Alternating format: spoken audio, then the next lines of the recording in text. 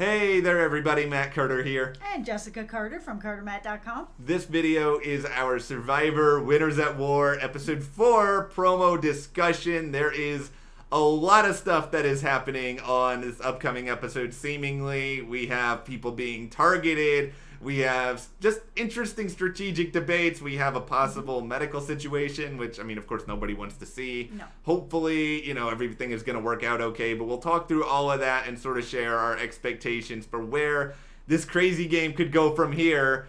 But before we dive in, if you do like this video, give us a like, subscribe, and hit that notification bell so you don't miss any other updates, including our reactions and day after discussions. We already have our reaction to tonight's episode online. Okay. Let's start, though, with what isn't in the promo. Yep. And that is Probst saying drop your buffs, because it still doesn't seem like we have a tribe swap coming. Yeah, you've been waiting for it. You thought that it was coming up. You were pretty positive it was coming Yeah. up. And no, it hasn't come up. So I don't know what they're doing anymore. I don't know. Maybe because it's just a different type of season. We have all the winners. Maybe they want to change it up a bit. I mean, they have brought in the fire tokens. That hasn't been in before. Maybe they're just trying to make things a little bit different, keep them on their toes, because they just don't want them to be able to predict what's coming up and make that part of their gameplay. They're just going to take a little bit of that away. Yeah, and I think what might be happening here at this point is Survivor basically thinking, okay, well, yeah, if they think a tribe swap is coming here, we're not going to do a tribe swap here. I still feel like there will probably be a tribe swap at some point. Yeah, I think you're right. It will probably be maybe when we get to, because there's 16 people left now. Yep. Maybe at 15 we'll do something. You'll have sort of an odd number of, one tribe will have more than one person than the other, but I could see them swapping to 2 tribes. I mean, if they did 3, it would be 3 tribes of 5, which is pretty small, but you want to keep people on your toes, right? Yeah, that's true. I think, though, try some new stuff, see how it works. I do think, though, that it's not a situation where Survivor is just like playing this by ear. I'm sure that, they planned all this out in advance.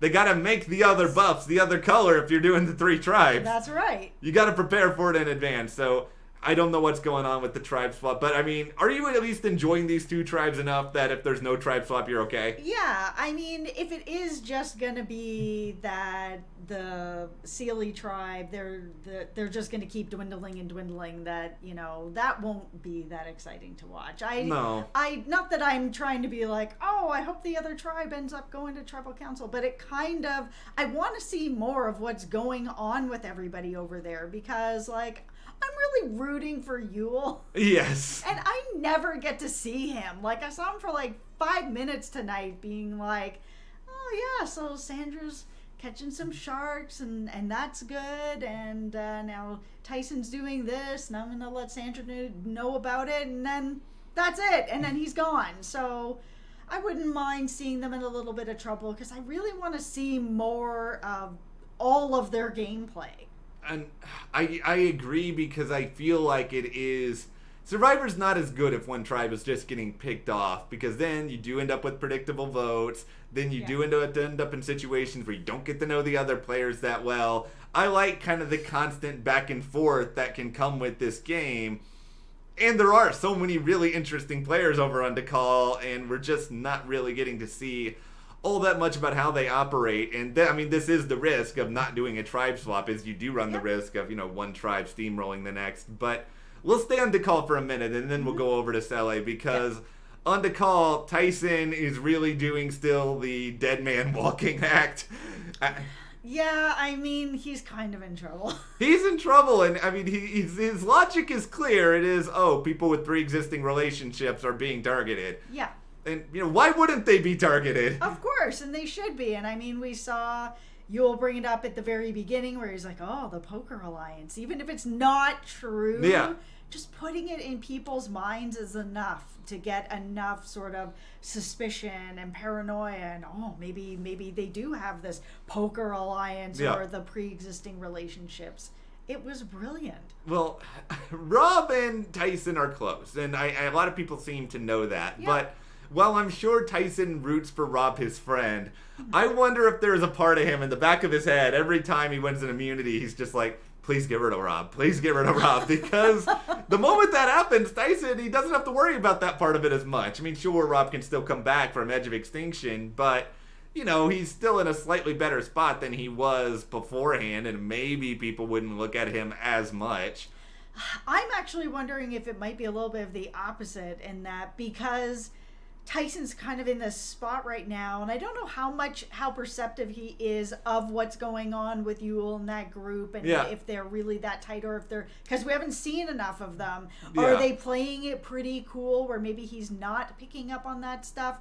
Or if he is picking up on that stuff, he maybe is just like, when is that tribe swap coming? Yeah. Please just put Rob on my side here because he needs someone else. Yeah, and Tyson, if I was also Tyson, I would just be making sure I'm building great relationships with everyone on that tribe right now. If you don't know where the numbers lie, I know you talked about getting rid of Tony pre-game. Be buddy-buddy with Tony. You guys can be the odd couple, even odder than whatever him and Sarah were doing tonight. Yes. Like, you know, you can find other allies and just try to solidify yourself moving forward so you're in a slightly better chance. But, you know, because they did show Tyson doing the dead man walking act, maybe this is all a trick and Tyson's ultimately going to end up being okay. Maybe he could get rid of Sandra. I mean, maybe Sandra is a big threat. Yeah, but right now I think she has Yul's sort of group and those votes, because he, at least going by what the edit is tonight, he still thinks that she's really valuable. She's bringing food to the camp. That's boosting morale. He thinks that that's really important. She is a bigger target than a lot of other people, so that is also really valuable right now.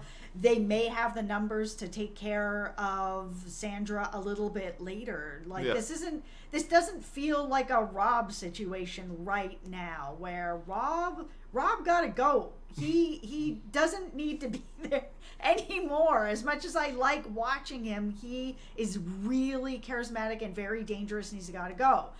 And while Sandra is very dangerous, and if she finds out that you are coming after her, she's going to burn you to the ground. As long as she doesn't find out and you take your shot, you can take your shot. Yeah, it's just there needs to be a plan that's secretive now, because she's already going to be on high alert, especially because, you know, my understanding at least is that the idol that she has, it's good for her next few tribals as opposed to the next tribals overall. I mean, you can correct me if I'm wrong in the comments, but that was at least my viewpoint on it. Let's move over to SELE now, because they are in an interesting position, because Adam, you know, I still think he is close to Denise. I don't think the Adam and Denise thing is really done, but Adam got put in Survivor timeout tonight and was basically told, stop running your mouth to other people. And now Jeremy in the preview is like, oh yeah, we need to get rid of Adam now. And I understand sort of both sides of that coin. Like, getting rid of Adam after what Adam just did and running his mouth makes sense. Like, okay, we've weakened Rob, now he's just the two of them with him and Parv, and that's that. Maybe Adam, who knows where Adam lands. So if you're just going to target Adam, be like, okay, we can't trust Adam. So once we get rid of Adam, then it's all of us and then the two of them until a tribe swap eventually ends up coming up, or whatever ends up, if it ends up happening. So my feeling is like, that can work out, that can be great, or they can go another way and be like, okay, Adam has learned his lesson. And now we're going to take out Parv, or we're going to take out Rob. Like, it can kind of go either way. And because it's a TV edit for a promo, it makes me feel like Adam's not actually in trouble.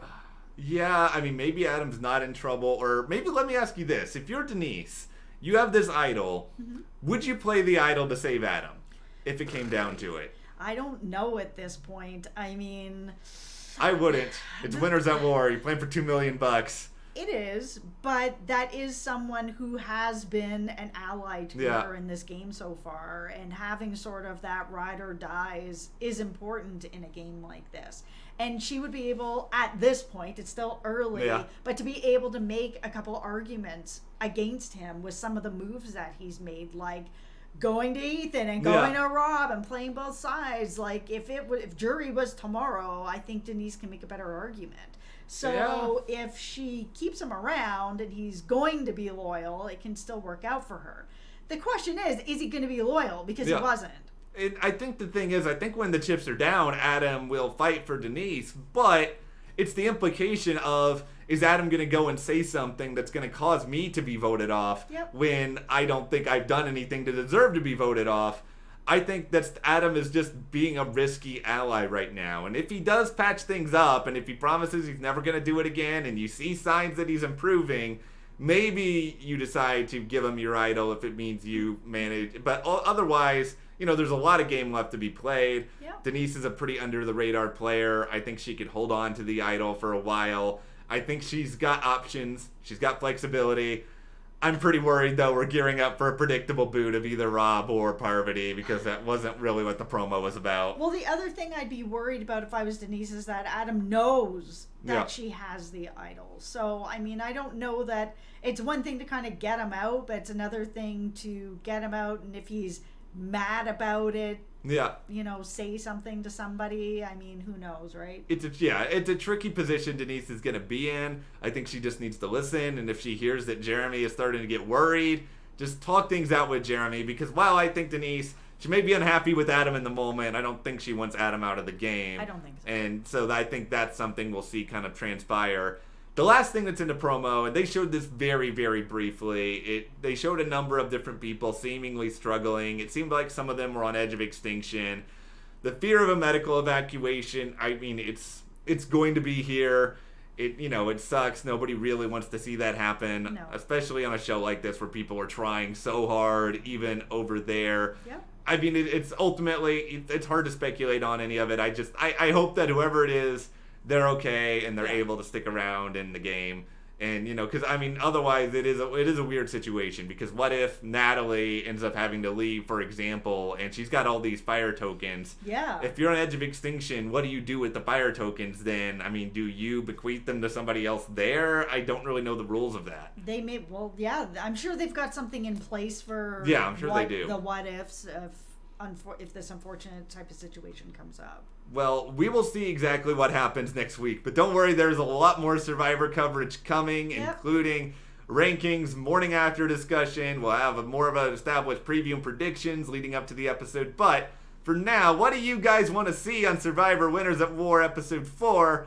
Be sure to share in the comments below. And if you do like this video, give us a like, subscribe. And also, if you want to support us more, check the link in the description to the CARTERMATT store. And we'll see you here next time.